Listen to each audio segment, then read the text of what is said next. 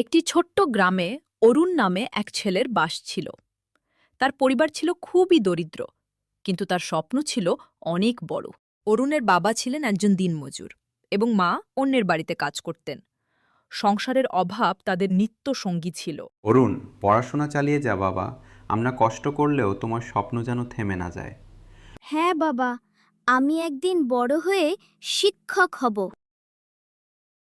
অভাবের মাঝেও অরুণ তার পড়াশোনা চালিয়ে যেতে থাকে। কেরোসিনের ক্ষীণ আলোই ছিল তার একমাত্র সঙ্গী। বাবা, এত রাতে পড়ছো? একটু বিশ্রাম নাও। মা, আর একটু পড়ি, আমার স্বপ্ন পূরণ করতেই হবে। এত পড়াশোনা করে কি হবে? দিনমজুরের ছেলে আবার শিক্ষক হবে নাকি? স্বপ্ন দেখলে তো আর সব পূরণ হয় না। মানুষের এই উপহাস অরুণকে দমিয়ে রাখতে পারেনি।